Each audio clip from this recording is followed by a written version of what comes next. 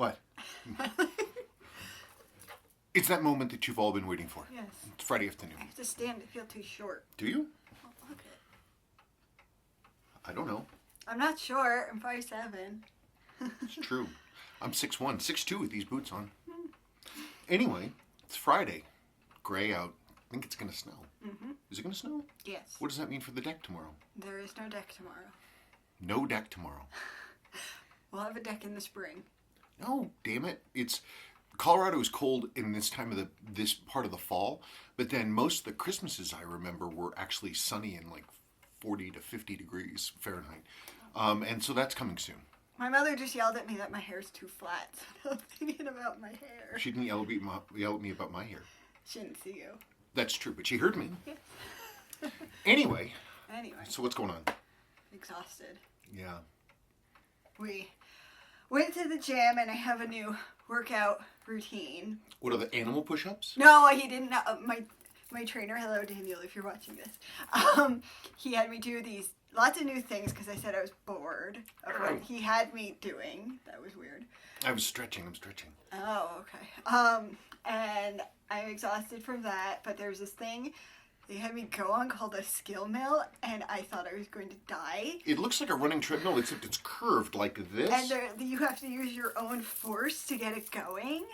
And I had to do it 3 times. He wants me to do it for a minute 3 times. I couldn't do it the first time I went to do it. 15 seconds. That's all I could do is 15 seconds ago. But the first time when you weren't next to me, I was like, oh my God. This woman looked at me like...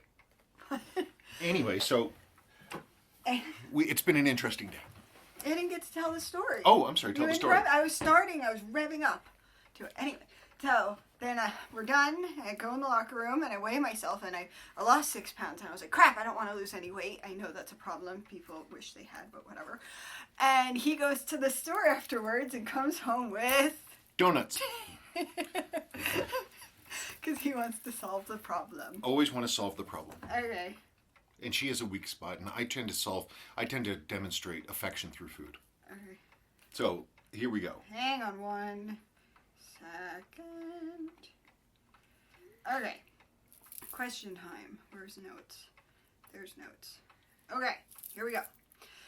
From 4:44 p.m. Spencer, I have a question for your next Friday mail call. I would like to ask if you could give a general average of typical good amplitude numbers for a 7S26 and 4R36 movements, as well as what is the best position to adjust the regulation in. I usually adjust the regulation with the dial down and the crown against the microphone's metal tab on the time grapher. Is this the best position? If you could give some insight into this, it would be greatly appreciated. Thanks. The best position is the one that's most stable, because you're going to be fooling around with the balance and all that stuff. Going to be real careful and make sure that watch is not moving at all, because that's the last thing you want. I have a customer. He was a old technical guy. I think he was literally in his 80s, but he really loved to tweak with his watches and try to make them better. He destroyed 3 balances in a row. It's not hard to do. Good amplitude for a 7S or a 4R, because they're basically the same movement. They're in the same family. One is a descendant of the other.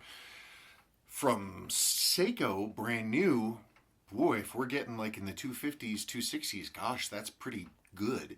But even that's not guaranteed to stay that way, because then I see the amplitudes all over the place, because apparently about the lubrication issues and the QC issues that they have. If one is cleaned and properly serviced and has all nice, new, fresh, correct lubrication in the right places, they should cruise at 270, 280. Easy. Because they're beautiful movements, and their predecessor movements, the 7S26As and the 7009, 7019s and things like that, they will cruise at 270, 280 all day long. Sorry. Okay. From Go Aztecs. Hey, dude. That's really interesting about the modularity of some chronograph movements. Perhaps you could do a video on some common movements where the chronograph complications were added on and those that were built in from the beginning. For example, I'm curious about the value movement in my Seamaster 300 Chrono. Also, have you guys considered selling t-shirts? I'd love to. You've got such great style and personality, I bet your designs would be equally fun. I don't know, just curious what those would be like. Hope you had a great Thanksgiving. Thanks for another great video. We can't decide on a logo because we have two different images, and he doesn't understand what my vision is. I have no idea. The problem is that, what? I was going to talk, but you can talk. No, go for it. You say what you're going to say. No, you go first. My thing is that I always really preferred like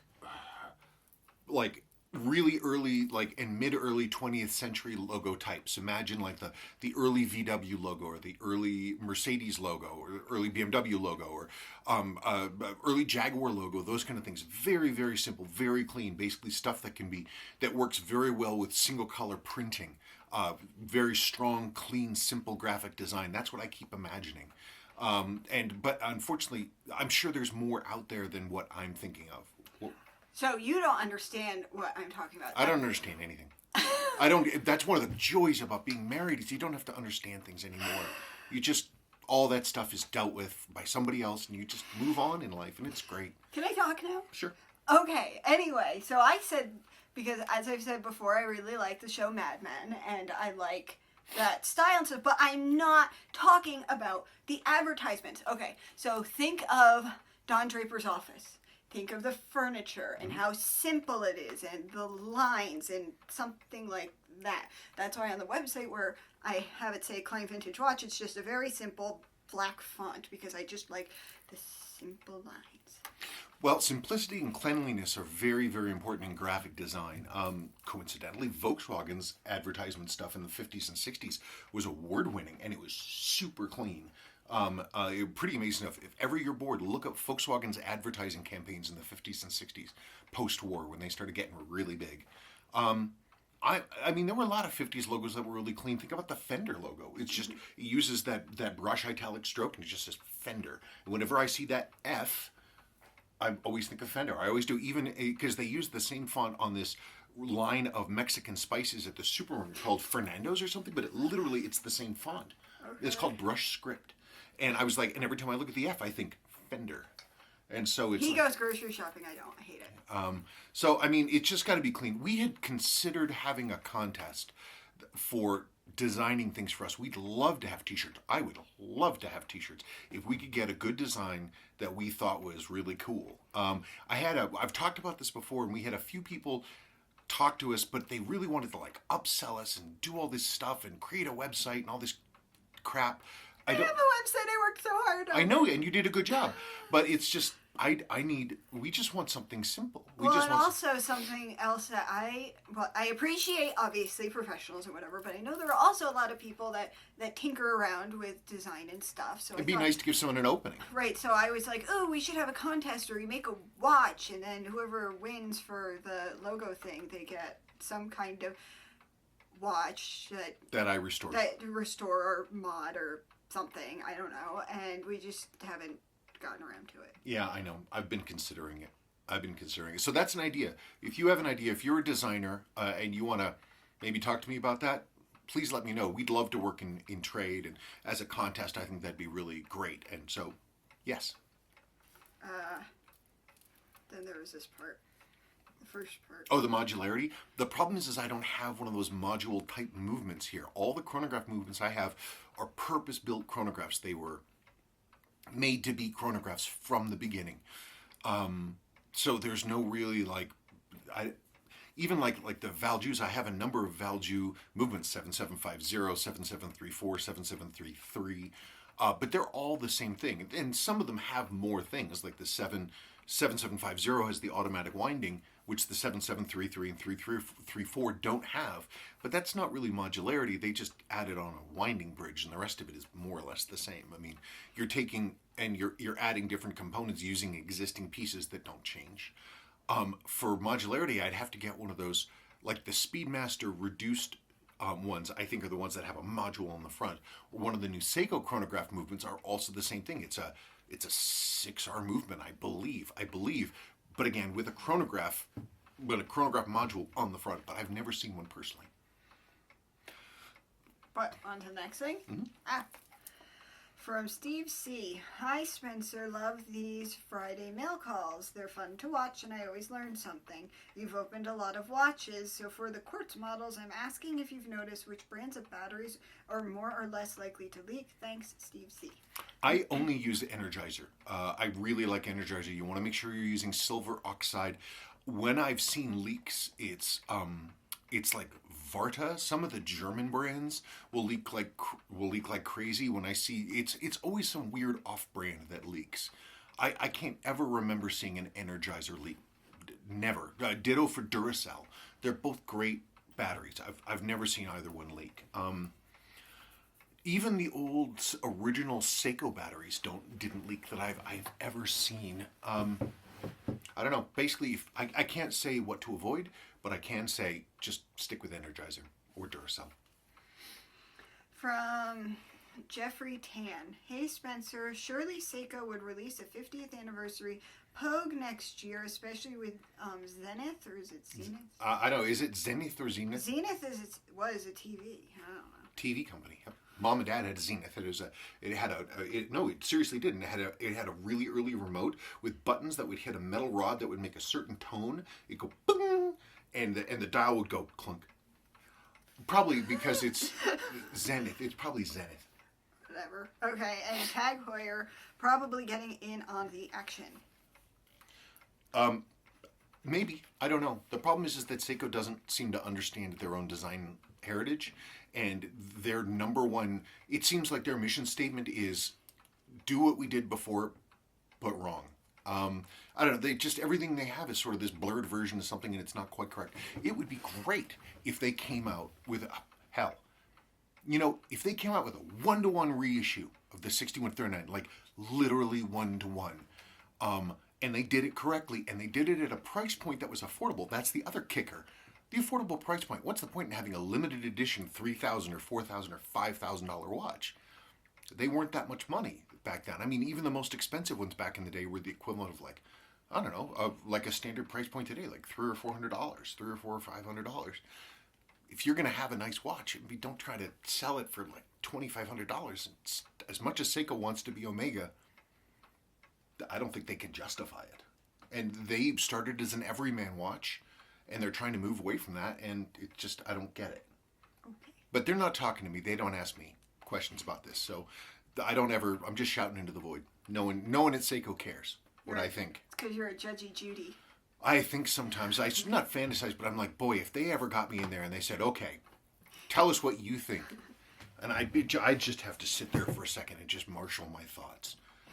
Because I just wouldn't want to unload on them. Not that I'd be angry, but it's just like, there's certain things that seem to me to be no-brainers on what they could and should do, and yet they never do them. Okay, so this is a comment from the horologist. That Zodiac is just beautiful, Spencer. It's cool. Also nice to see the contrast here between the yellow gold and the dark honey R-type dial. As you know, I recently purchased a 6139 6002 Aussie Pogue, and the dial's authenticity was brought into question, particularly because of its pristine condition and the position of the dial text at the bottom relative to the indices. After speaking to you and with a little research, I found the following about the difference between honey dials and the regular yellow gold. The R-type dial versus the common T-type dial is distinguished by having a darker honey-colored dial, having an R next to the 6030 in the text at the bottom right, i.e. 6030R versus 6030T. The dial text is slightly more offset on the bottom right. The 1 in the text on the 10 on the subdial is serif as pictured, i.e. 10 versus 10. Mm-hmm. Yeah, they're just... I see a lot of watches, obviously, and so there's certain things that are just that there are no reproductions that mimic that late dark honey color. There isn't a single one. So when I look at a picture of a watch from the front, it's 6139, and I see that dark honey amber color, I'm like, it's a late watch. It's going to be a 75 or a 76, 77, even that late. And that's what you're seeing. It's interesting about the dial codes. That's good information. Thank you. And so that's good stuff to know. I don't pay as much attention to dial codes as I should, so it's always good to get that info. We need to pause because I have to go get Willow from school. Okay. Okay, well that's fine. So we have a substitute, Sabrina. This is Sadie. She's our eldest, and she's going to read the next question. Okay. Spencer, loved this video. Great to hear about some of the challenges you encounter in restoring vintage watches. Also love the detail you get into regarding the movements. As a bit of a tinkerer myself, would love to hear more about some techniques and materials you use to clean and restore watch dials and hands. Chemicals and tools used to neutralize and clean rust staining act. Keep up the great work. And that was Super Cruise. Hi, Super Cruise. It's cleaning dials is that's tough. One of the first rule of dial cleaning is to not touch the dial, but that's not always an option. Number one tool is Rotico. Rotico is your friend. It's a green squishy substance, and it absorbs oil and it takes off lint and stuff like that. Another thing that I really employ a lot of is canned air. When things get really gnarly, when things get tough or touchy, is when we're dealing with a watch that had water inside. Because what water does is it does all kinds of incredible deep damage to the loom and to the printing. So there's when I have encountered a dial that had a lot of water or water in or around or near it, it gets. I have to look at it. I mean, I remember long time ago, I was experimenting with this stuff, and I was trying to come up with a way to clean dials, and these were junk dials I was experimenting on. And boy, I would try to do things like mild cleaning using model camel hair brushes and a little bit of cleaning solution to try to clean stuff off. And in one case, in one dial, now the dial was already ruined, so don't worry about that. The dial text just came off. And so there are different things one can do, but when you're dealing with water, that's always really tough. There are things that you can use to deal with corrosion. Honestly, one of the best things, and one of the things I use a lot, is bizarrely Brasso. Brasso is a great thing. It eats tarnish. It's really good for like when I get a watch case in and the watch has got some rust inside the movement, and even stainless steel will get a sort of a haze. It'll get sort of a patina on there and it'll look a little dull. And Brasso very gently, really not using it as a scrubber or an abrasive, but just to really just go over the surface, does really nice things. Another thing one can use is acetic acid, which is vinegar basically, and you use like industrial vinegar, not like apple vinegar you'd cook with, but like industrial vinegar, and you can use that sometimes, not necessarily on a dial, but it can be useful to clean up certain parts. Lighter fluid, honestly, I use lighter fluid a lot, and little Q-tips, pegwood. It really depends. The problem is there's so much variability when it comes to these challenges that I don't have one set approach. I guess the first thing to figure out is how bad is it, and then I go from there. I hope that's a helpful answer. What's the next question? Hi Spencer, I hope you're well.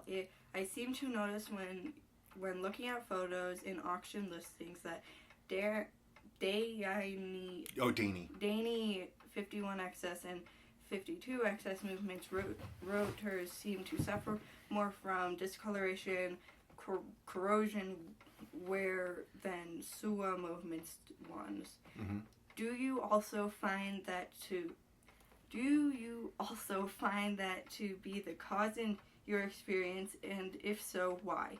Is it due to a difference in the alloy used? Mm-hmm. Alloy used, making them more susceptible to corrosion, or is there less clearance between the rotor and the case back that causes scraping? I've read that. How do you say it? Danny always tried to make thinner watches and movements than Suwa in the past. Or another reason. Thank you very much. And that was Juan GECJZ. Okay. I actually have a completely different theory for why that's the case. Those Danny for the most part, from what I've seen, now this is entirely unscientific. I have no data to back this up beyond my own observation. Danny, for the most part, it seems to me like the vast majority of a lot of their output did not come to the United States. When I see them, they come from, Australasia, Southeast Asia, Pacific Rim, that kind of thing. And as such, they're going to be exposed to more moisture and more heat, and more humidity, potentially less maintenance. And so rather than it being a factor of the design of the watch or the alloy being used, I think it's just the environment that the watches are in. Because I think that Seiko would not change the alloy from between Danny and Sua. I would be shocked if they did. I can't imagine why they would have done that back then. So I really do believe it in large part because those watches just didn't come here that often. America was Sua from what I've seen, and Danny went elsewhere. I don't know that that's true, but from observation, from what I've seen, it seems to be true. So I think it's the atmosphere that they lived their working lives in. Okay, the next one is, speaking of click balls, I have two old Seiko SKX 7001 and 7002. Both I have click ball bezels, click ball missing from both watches. I tried several times with no luck at all. Can you do a video or give me some advice as to how to replace them? Once again, another great video, very informative, and that was KGL. I see KGL. Okay. So I'm assuming you're talking about a 7002 diver. So rather than an SKX, because they're close, but they're not quite the same thing. The 7002s, the first gen ones had 32 millimeter crystals, and their click balls were a separate cartridge, a little teeny tiny cartridge that was self-contained. The reason they went to this is because the previous ones, the click ball and the spring were just put into a hole in the case, and the hole was then crimped shut. And Seiko had all kinds of problems with the ball seizing up or wearing out or coming out or something else like this. So if you're talking about that, is it literally, is there just a hole in your case, in your 7002?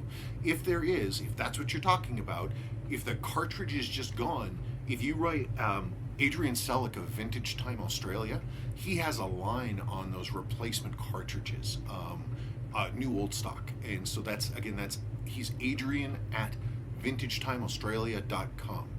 And he's got those. If I've misunderstood you, please let me know. Like if you have a click ball issue in like a 6309 or a 6105,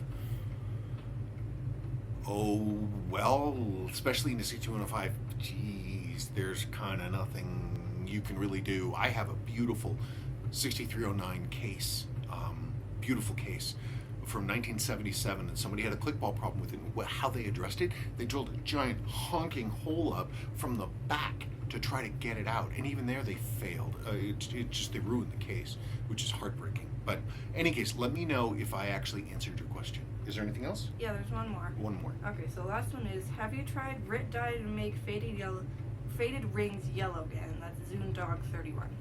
I have not tried. I've heard about that. I don't know how well it would work. What I tend to find is that the printing on those indicator rings, when they're really, really faded, that printing is really delicate and it tends to come off. I've also found that the colors are kind of weird. What happens when those things age is they don't just change color, but the surface goes from being very smooth to sort of rough and cracked on a very micro scale. But it just, the way the surface is changes, and I think it loosens up the printing.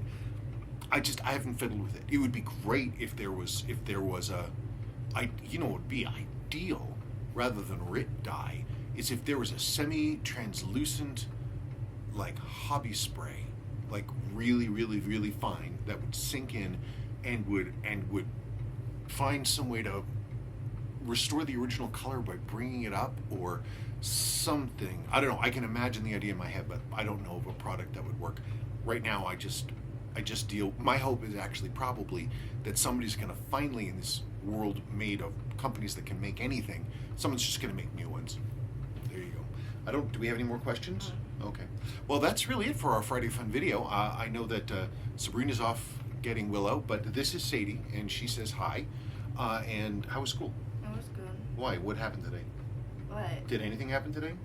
Thing not very interesting. Not I mean, very- like, we not- had our big test that I didn't finish. You didn't finish your big test? Well, I mean, like, because I had 2 more questions left, and it's really hard because it's dividing fractions and stuff, and Well, guys, I know you've been staying after school to get more tutoring lessons. yeah, All right, well, and any case, but generally, what grade would you give the day? about like well, on our scale, which we have 1 is the worst and 4 is the best, I would say like a 3. Well, it's not bad. It's not the So a greatest. B. For us old people, that would be a B. Okay, well, that's it. I want to say happy Friday, and I have a whole bunch of other things I'm going to talk about for the week odds and ends video, but I don't know when I'm going to make that. Apparently, it's going to snow, so I'm not going to be working on the deck. Blizzards. Blizzard? What blizzard? I want it to blizzard. So It that doesn't I don't ever. have It doesn't school. ever blizzard I don't here. want school. Sadie, I got great news. There's no school tomorrow. I know, but I don't want school on Monday. I can't help you there. Okay, thank you very, very much. You guys have a great week.